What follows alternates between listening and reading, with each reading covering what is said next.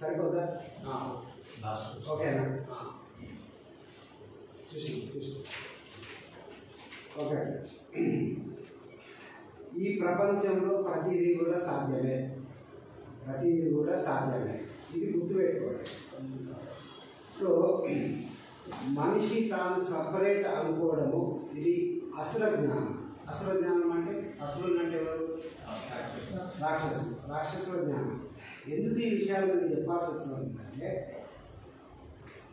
ఇది విన్న తర్వాత నేను ఒక ప్రశ్న అడుగుతాను. రాక్షసులు కూడా ఎన్నో బలాలు పొందారు, ఎన్నో బలాలను మేనిఫెస్ట్ చేసుకోగలిగారు,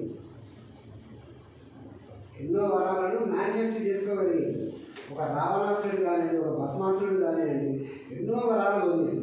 కానీ చివరికి ఏమైంది? స్వయం వినాశనాన్ని పొందింది.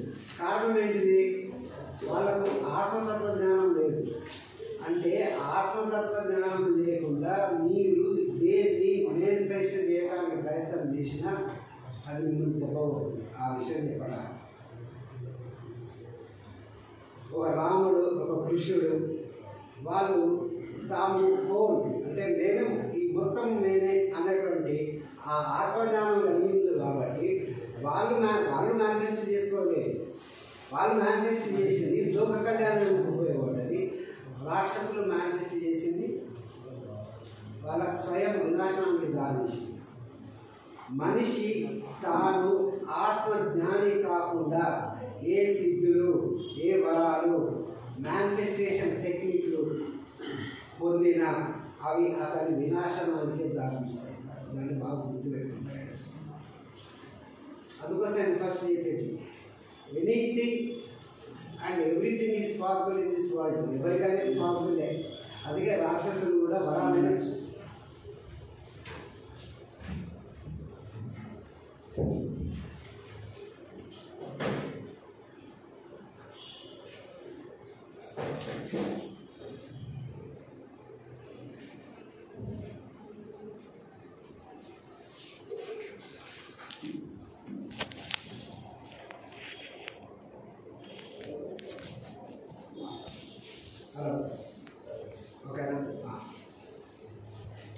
ఎవరైనా కానీ ఏదైనా కానీ మేనిఫెస్ట్ చేయగలుగుతారు. అది గుర్తుపెట్టుకోండి. రాక్షసుడైనా మేనిఫెస్ట్ చేయగలుగుతాడు, ఒక దేవతా స్వరూపమైనా మేనిఫెస్ట్ చేయగలుగుతాడు. సో మేనిఫెస్ట్ చేయడం అనేది గొప్ప కాదు. కానీ ఆత్మజ్ఞానం లేకుండా మేనిఫెస్ట్ చేస్తే మటుకి అది ఎవరైతే అట్లా మేనిఫెస్ట్ చేసిందో వాళ్ళ స్వయం వినాశానికి దారితీస్తుంది. దాన్ని గుర్తుపెట్టుకోవాలి. అదే మన పురాణాల నుంచి మనం నేర్చుకోవాల్సినటువంటి విషయం.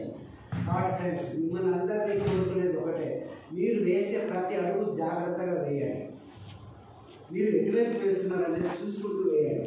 మీరు ఎంతసేపు మీరు ఆత్మజ్ఞానాన్ని పొందేటువంటి ఆ దిశ వైపే మీరు అడుగు వేయాలి. ఓకేనా ఫ్రెండ్స్? సో మీ అందరికీ శుభం కలగాలని కోరుకుంటూ ఇవాళ ఈ క్లాస్ మనం స్టార్ట్ చేస్తాం.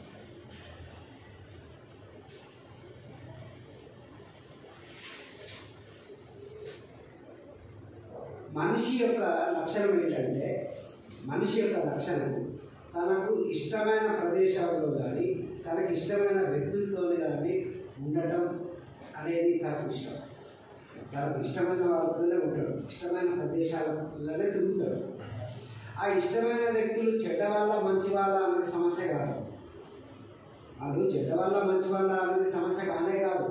తనకు ఇష్టమైనదా లేదా అన్నదే సమస్య. తనకు ఇష్టమైన అనుకోండి, మనకు ఆ వ్యక్తి చెడ్డవాడని తెలిసినా కానీ అంటాం, ఈ భీమన్ అనేది అతను ప్యాకెట్ ఆడతాడు, అతను కలిసి తిరుగుతాడు ఏంటని మనం అంటాం. కానీ భీమన్నది ఆ వ్యక్తి ఇష్టం కాబట్టి ఆ వ్యక్తి చెడ్డవాడ మంచివాడు అనేది భీమన్న పట్టించుకోడు. నాకు ఇష్టమా లేదా అనేది పట్టించుకుంటాడు. సో వాళ్ళతో తిరుగుతాడు. అట్లాగే తనకు నచ్చిన ప్రదేశంలోనే, తనకు ఇష్టమైన ప్రదేశంలోనే తిరగడానికి ఇష్టపడతాడు. ఆ ప్రదేశం మంచిదా చెడ్డదా అనేది చూడడు. అట్లాగే తనకు ఇష్టం కాకపోతే తన బంధువులైనా సరే దూరం పెట్టేస్తాడు. ఇష్టం కాకపోతే మందిరానికి కూడా వెళ్ళాడు. సో మనిషి లక్షణం ఏంటిది? మనిషి యొక్క ప్రవర్తన దేని మీద ఆధారపడి ఉన్నది? మనిషి యొక్క ఇష్టాయిష్టాల మీదనే ఆధారపడి ఉన్నది. అదేనా? మనిషి యొక్క లక్షణం అనేది ఇష్టాయిష్టాల మీదనే ఆధారపడి ఉన్నది. ప్రతి మనిషికి ఇష్టాయిష్టాలు అనేవి వేరువేరుగా ఉంటాయి. ఇప్పుడు మీ ఇష్టం వేరు, నా ఇష్టం వేరు, మీ ఇష్టం వేరు, నా ఇష్టం వేరు. అట్లాగే ప్రపంచంలో ఎన్ని కోట్ల మంది ఉంటే అన్ని కోట్ల మంది వాళ్ళ యొక్క ఇష్టాయిష్టాలు వేరువేరుగా ఉంటాయి. అట్లాగే ఇవాళ నేను ఇష్టపడ్డది రేపొద్దుగా నాకు ఇష్టం కావచ్చు కాకపోవచ్చు. అవునా కదా? ఇవాళ మీకు ఇష్టమైంది రేపొద్దుగా మీకు అది అయిష్టం కూడా కావచ్చు. సో ఇష్టాయిష్టాలు అంటే మారుతూ ఉంటాయి. మనిషి ప్రవర్తించే లక్షణం ఏంటంటే తన ఇష్టాయిష్టాల మీద ఆధారపడే ప్రవర్తిస్తాడు. అది మంచిగా చేయడాన్ని చూడడు. తర్వాత ఈ ఇష్టాయిష్టాలకు కూడా ఏ లాజిక్ ఉండదు.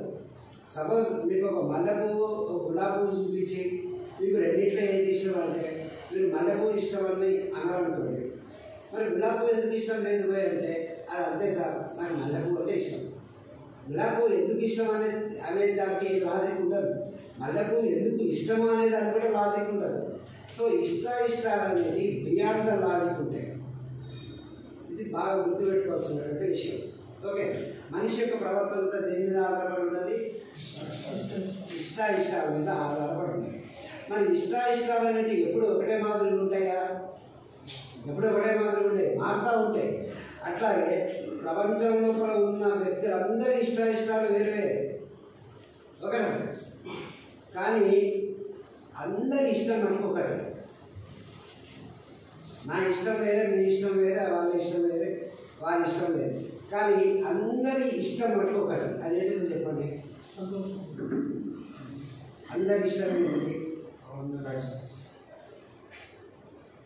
అందరి ఇష్టం ఒకటే. నాకు దుఃఖం వద్దు,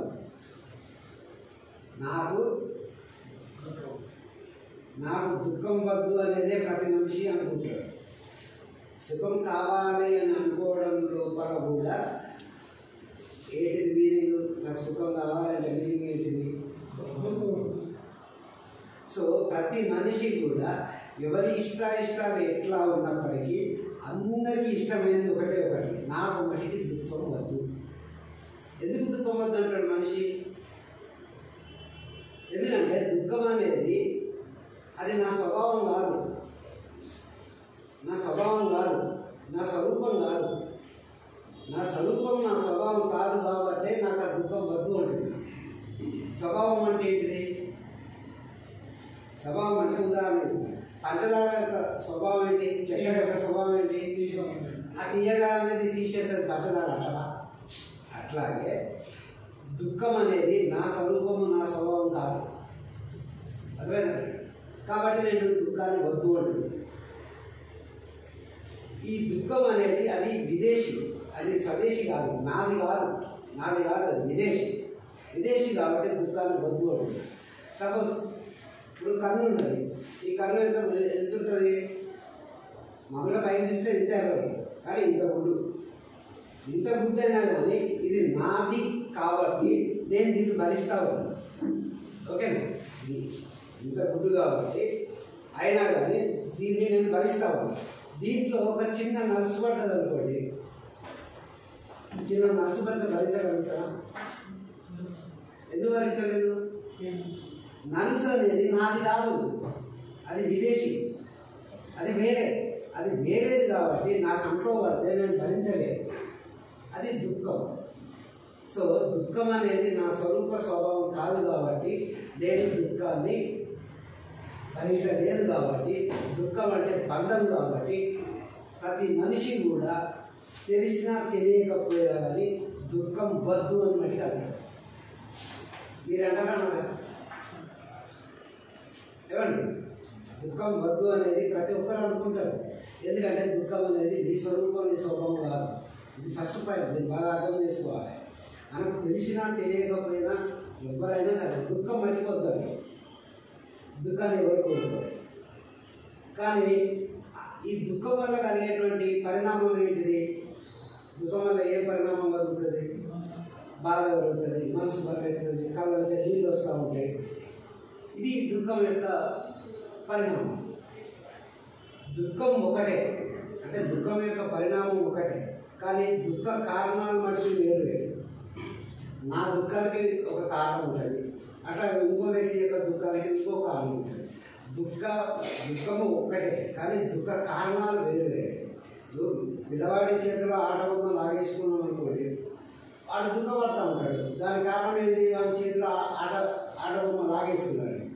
అదే ఒక పెద్దోని పదవి పోయింది అనుకోండి, లేదా ఒక పెద్ద వ్యక్తి డబ్బు పోయింది అనుకోండి, వాడు దుఃఖపడతా ఉంటాడు. వాళ్ళ దుఃఖ కారణం వేరే, దుఃఖ కారణాలు వేరు వేరే, కానీ దుఃఖం మటుకి ఒకటే.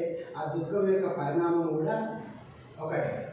కాకపోతే అందరి ఇష్టము, అందరి అభిప్రాయం ఏంటంటే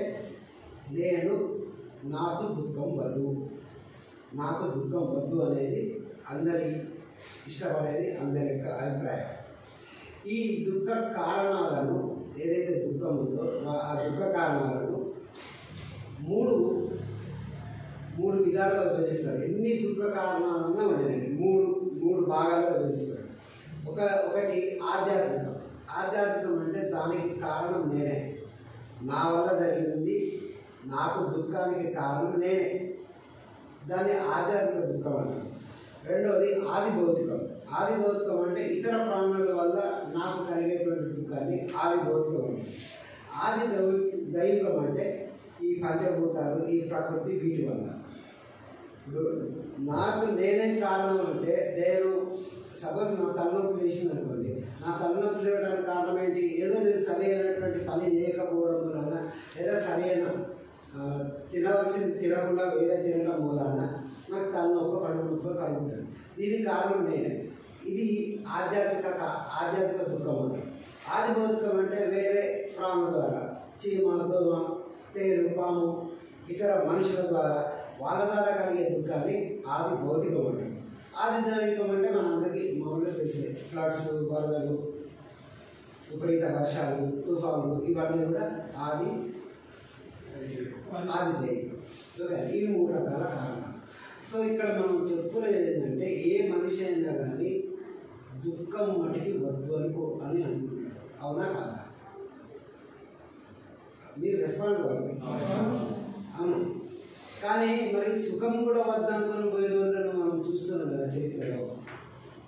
దుఃఖము వద్దు అంటే దానికి ఒక పోటీ ఉన్నది. ఎందుకంటే దుఃఖం అనేది నేను భరించలేను, దుఃఖం అనేది నా స్వభావం కాదు, నా స్వరూపం కాదు, కాబట్టి దుఃఖం అనేది నాకు వద్దు. ఓకే, మరి సుఖాన్ని కూడా వదులుకొని పోయిన ఉన్నారు కదా. ఒక బుద్ధుడు కానీ, ఒక మహావీరుడు కానీ వాళ్ళ రాజ్యాలను వదిలిపెట్టుకొని కూడా వదిలిపెట్టుకొని పోయింది కదా. మరి వాళ్ళు సుఖాలను ఎందుకు వదిలిపెట్టుకొని పోయింది?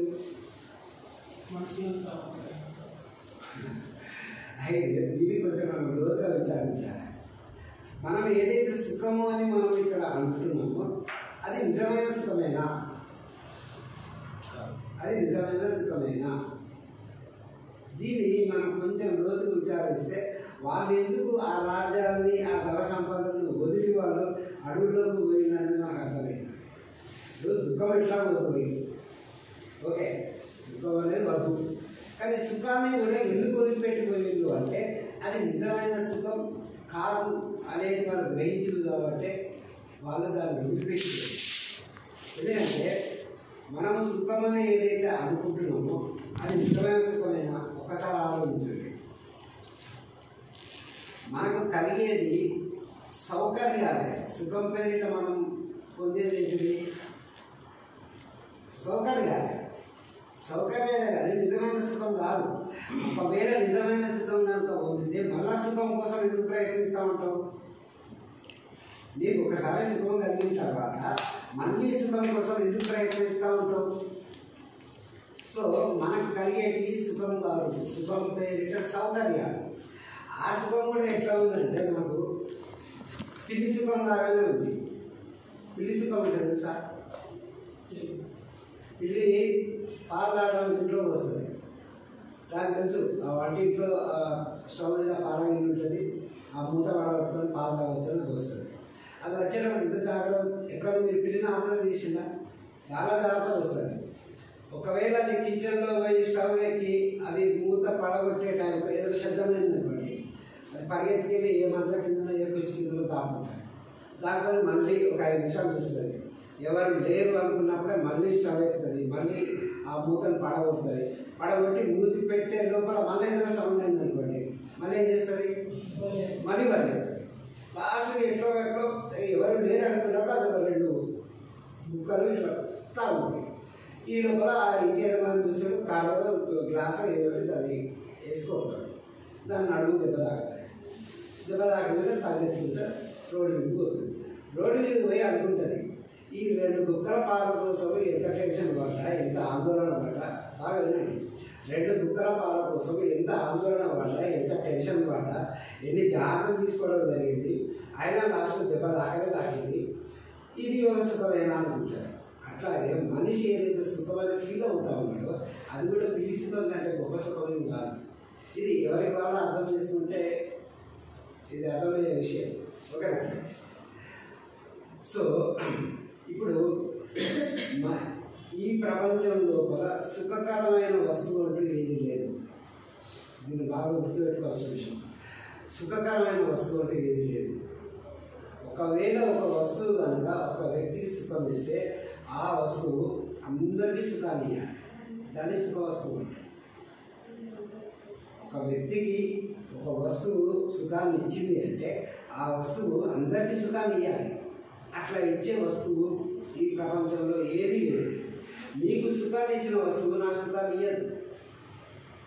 సో సుఖాన్ని ఇచ్చేటటువంటి వస్తువు అంటూ ఈ ప్రపంచంలో ఏది లేదు. తర్వాత మనం ఏదైతే సుఖం కోసం వెతుకుతూ ఉంటామో యాక్చువల్గా మనం సుఖం కోసం కాదు వెతికేది, సుఖ కారణం కోసం వెతుకుతాం. సుఖం కోసం కాదు, సుఖ కారణం కోసం. అంటే సుఖ కారణం అంటే ఏంటి? దీనివల్ల నాకు సుఖం లభిస్తుందేమో, దీనివల్ల నేను సుఖాన్ని పొందుతానేమో అనేది సుఖ కారణం. సార్ నాకు డబ్బు ఉంటే నాకు సుఖం ఉంటుంది సార్. డబ్బు ఉంటే సుఖమా? డబ్బు వల్ల నేను సుఖం పొందుతాను. డబ్బు అనేటువంటి కారణం వల్ల నేను సుఖంగా ఉంటానేమో అన్న ఆలోచనతో మనం డబ్బులు కావాలని కోరుకుంటున్నాం. డబ్బు వల్ల డైరెక్ట్గా నేను సుఖం రాదు. డబ్బు ద్వారా నేను వస్తువు కోరుకుంటానో ఇంకేదో కోరుకుంటానో దాని ద్వారా నేను హాయిగా తృప్తిగా సుఖంగా ఉంటానని అనుకుంటాను. ఓకే. సో ఇక్కడ దుఃఖం ఉన్నప్పుడు కంప్లీట్గా దుఃఖమే ఉన్నది, దాని దుఃఖం వద్దు అంటున్నాం. కానీ సుఖం ఉన్నప్పుడు సౌకర్యం ఉన్నది. సుఖం ఉన్నప్పుడు సౌకర్యం ఉన్నది, కానీ ఏది లేదు? శాంతి లేదు. శాంతి లేదు. సుఖం ఉన్నది కానీ శాంతి లేదు. సో ఇక్కడ మనిషి ఆలోచించుకోవాల్సింది ఏంటంటే తనకు కావాల్సింది సుఖమా లేకపోతే శాంతి. ఈ శాంతికి మరో పేరే తృప్తి. శాంతికి మరో పేరే తృప్తి. నీకు సుఖం కోరుకుంటున్నావా, నువ్వు తృప్తిని కోరుకుంటున్నావా? మీరు సుఖమని కోరుకుంటున్నారా, తృప్తి కావాలని కోరుకుంటున్నారా? ఇది ఎవరి వాళ్ళు ప్రశ్నిస్తుంటే అసలు దుఃఖం ఎట్లాగో ఒకే సమయం. మరి సుఖం కూడా ఎందుకు మనకు సుఖాన్ని ఇవ్వలేకపోతుంది? ఎందుకంటే శాంతం అనేది లేకపోతే ఎట్లాంటి సుఖమైనా సుఖంగా అనిపించదు. శాంతి అనేది కావాలి. మనిషి కోరుకునేది శాంతి లేదా తృప్తినే కోరుకుంటున్నాడు. అర్థమైందా? మనిషి కోరుకునేది శాంతిని కోరుకుంటున్నాడు, తృప్తిని కోరుకుంటున్నాడు. దానికి తనకు తెలిసిన పేరు, తనకు అనుభవం ఉన్న పేరు ఏంటంటే సుఖం అని పెట్టుకుంటాడు. మనిషి కోరుకునేది శాంతి లేదా తృప్తి.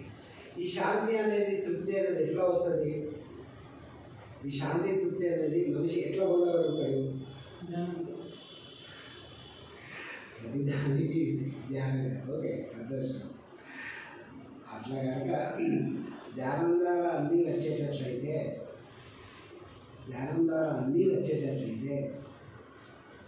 ఆయన ఎవరింట్లో వాళ్ళే కూర్చుంటారు. మీరు ఎన్నో రోజులు ధ్యానం చేయబట్టి 6 months. సంతోషం. కొంతమంది సంవత్సరాల తరబడి కూడా ధ్యానం చేసి ఉన్నారు. ఇక్కడ మనకు కావాల్సింది ఏంటంటే అసలు ధ్యానం ఎందుకు చేస్తున్నాం? ఫస్ట్ పాయింట్ అది.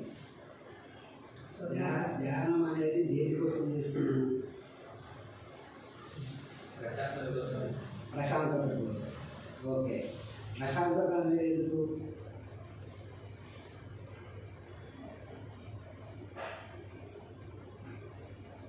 ప్రశాంతత అనేది ఎందుకు అయింది? అసలు ప్రశాంతత అంటే ఏంటి? ఇందాక మనం మాట్లాడుకున్నది శాంతి, తృప్తి అనేది, దానికి మరో పేరే ప్రశాంతత. ప్రశాంతతకు మరో పేరే జ్ఞానము, జ్ఞానంకు మరో పేరే ఆత్మ, ఆత్మకు మరో పేరే పరమాత్మ. నీకు అది లభించేదాకా, నీకు ఆత్మజ్ఞానం లభించేదాకా నువ్వు తిరుగుతూనే ఉంటావు. ఆత్మజ్ఞానం లభించేదాకా తిరుగుతూనే ఉంటావు. ఎందుకు ఆత్మజ్ఞానం అంటే ఏంటిది? నేను ఆత్మ అనేది తెలవాలి. మరి ఇన్ని క్లాసులు వింటున్నాం, ఇన్ని చేస్తున్నాం, కానీ మనకు ఆత్మ అనేది ఎందుకు తెలవటం లేదు? ఆత్మ అనేది ఎందుకు తెలవటం లేదు? ఇన్ని క్లాసులు వింటున్నాం, ఇన్ని మాట్లాడుతున్నాం, ధ్యానాలు కూడా గంటలు ధ్యానం కూడా చేస్తున్నాం, అన్నీ చేస్తున్నాం, కానీ మనకు ఆత్మ అన్నటువంటి అవగాహన ఎందుకు కలగటం లేదు? ఆత్మ అన్నటువంటి అవగాహన ఎందుకు కలగటం లేదు? ఎక్కడ ఉంది లోపం? ఆత్మ అనేది వింటున్నాం కదా, ప్రతి ఒక్క మాస్టర్ కూడా అంతా ఆత్మస్వరూపాలనే, ఆత్మస్వరూపాలన్నిటికీ ఆత్మ ప్రణామాలు ఇట్లాంటివి మనం వింటున్నాం కదా. మరి నాకు ఆత్మన్న అవగాహన, ఆత్మన్న అనుభూతి నాకు ఎందుకు కలగడం లేదు? అయ్యా అదే సార్, అనుభూతి ఎందుకు పొందట్లేదు? అనుభూతి పొందకపోవడానికి కారణం ఏంటి? అనుభూతి పొందకపోవడానికి, నేను ఆత్మ అన్నటువంటి అవగాహన కలగకపోవడానికి 3 అడ్డంకులు ఉన్నాయి. వాటిని దోషాలు ఉన్నాయి. 3 దోషాలు ఉన్నాయి. 3 దోషాల వల్ల నేను ఆత్మ అనేది తెలుసుకోలేకపోతున్నాను. ఆత్మ అనేది పొందేదా? ఆత్మ అనేది ఇది డిసైడ్ కావాలి ఫస్ట్. ఆత్మ అనేది పొందేదా? ఒకవేళ పొందేది కనుక అయినట్టయితే దానికి ఏదోటి పని చేయొచ్చు. ఒక వస్తువు పొందాలనుకోండి, వస్తువు పొందాలనుకుంటే దాన్ని ఎట్లా పొందుతాం? ఏదైనా పని చేసి దాన్ని పొందుతాం. సపోజ్ నాకు పెన్ను కావాలి, పెన్ను కావాలంటే ఏం చేయాలి? నేను షాపు పోవాలి, షాప్లో పోయి పెన్ను కొనుక్కోవాలి. ఇది పని.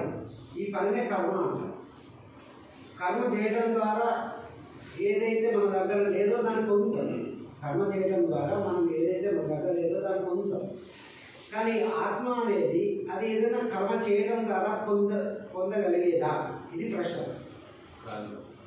ఎందుకు కాదు? అసలు ఈ ఆత్మ అనేది ఆల్రెడీ నువ్వే. ఆత్మ అనేది ఆల్రెడీ నువ్వే. అది ఏ కర్మ ద్వారా పొందేది లేదు. ఏదన్నా వస్తువు లేకపోతే ఏదన్నా పని ద్వారా, ఏదన్నా కర్మ ద్వారా దాన్ని పొందగలుగుతాం. ఆల్రెడీ ఉన్నదాన్ని పొందేది ఎట్లా? ఆల్రెడీ ఉన్నదాన్ని పొందేదంటూ లేదు సార్, తెలుసుకోవడమే. లేని దాన్ని పొందగలుగుతాం, ఉన్నదాన్ని తెలుసుకోవాలి. లేని దాన్ని పొందగలుగుతాం, ఉన్నదాన్ని తెలుసుకోవాలి. ఈ ఉన్నదాన్ని తెలుసుకోవడం లోపల 3 దోషాల వల్ల దాన్ని మనం తెలుసుకోలేకపోతున్నాం. 3 దోషాల వల్ల మనం దాన్ని తెలుసుకోలేకపోతున్నాం. ఏంటి ఆ దోషాలు అంటే, ఫస్ట్ దోషము ఆవరణ దోషం. ఫస్ట్ దోషం ఆవరణ దోషం. రెండవ దోషము మన దోషము. మూడవది విక్షేప దోషం. ఆవరణ దోషం అంటే మన యొక్క బుద్ధిని అజ్ఞానం అనేది కప్పివేసింది. సో ఆ ఆవరణ అంటే కప్పివేయడం. మన యొక్క బుద్ధిని అజ్ఞానం అనేది కప్పివేసింది కాబట్టి మనం మన యొక్క బుద్ధి ద్వారా ఆ ఆత్మను పట్టుకోలేకపోతుంది. సో ఈ కప్పివేసింది ఇది దాన్ని తొలగించేటోడు కావాలి. అంటే దీనికి ఎగ్జాంపుల్ ఏంటంటే, నేను గురుస్థానం రావాలి. గురుస్థానం దీని రోడ్డు నాకు తెలియదు. నాకు ఎట్లా తెలుస్తుంది? గురుస్థానం రోడ్డు నాకు ఎట్లా తెలుస్తుంది? ఆల్రెడీ గురుస్థానికి పోయి వచ్చిన వాళ్ళు ఎవరైతే ఉంటారో ఆ అనుభవాలు ఏమన్నా ఇటు పోయి ఇటు రైట్ లేదు, ఇది గురుస్థానం వస్తుంది అని చెప్పాలి. అంటే తెలిసిన వాడు చెప్తేనే నాకు తెలుస్తుంది, లేకపోతే తెలియదు. ఉదాహరణకు సార్, మీ మెడల గొలుసు ఉన్నది, మీరు ఏదో ఊరుకుంటూ మాట్లాడారు, ఆ గొలుసు పోయి ఎంత పడ్డది, గొలుసు పోయి ఎంత పడ్డాక ముందు తడుపుకుంటా ఉన్నారు గొలుసు అని. ఆ గొలుసు మీకు దొరకడం లేదు. మీరు ఏమనుకుంటారు, అయ్యో గొలుసు పోయిందని వెతుకుతూ ఉంటారు. మీరు వెతుకుతారు, మిగతా వాడు మేము అందరం కూడా వెతుకుతాం. వెతికితే దొరుకుతుందా? అది నిజంగా పోయిందా? ఫస్ట్ పాయింట్, గొలుసు అనేది పోయిందా? ఏ సార్ మాట్లాడారు?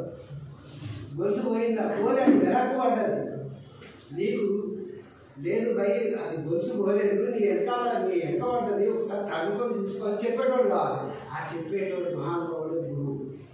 ఆ గురువు ద్వారానే మన బుద్ధి మీద కప్పినటువంటి అజ్ఞానాన్ని తొలగించడం అనేది జరుగుతుంది. ఈ గురువు అనేది ఎప్పుడు ప్రవేశిస్తాడు, ఎప్పుడు వస్తాడంటే మిగతా రెండు దోషాలు, మల దోషము, విక్షేప దోషము, ఈ రెండు దోషాలను తొలగించుకుంటేనే ఆ గురువు వచ్చి ఆ మూడో దోషాన్ని తొలగిస్తాడు. ఇది ప్రాసెస్, ఇది ఆత్మజ్ఞానంలో ఉన్నటువంటి ప్రాసెస్. మలదోషం అంటే ఏంటిది? మలదోషం అంటే మనసును స్థిరంగా ఉండలేదు, మనసును చంచలంగా ఉంచుతూ ఉంటుంది. మనసును చంచలంగా ఏదైతే ఉంచుతూ ఉంటుందో దాన్ని మలదోషం అంటారు. మలదోషానికి కారణం ఏంటంటే రాగము, ద్వేషము. రాగం అంటే ఇష్టం, ద్వేషం అంటే అయిష్టం. ఇష్టాయిష్టాలన్నిటియే నీ లోపల మలదోషానికి కారణం.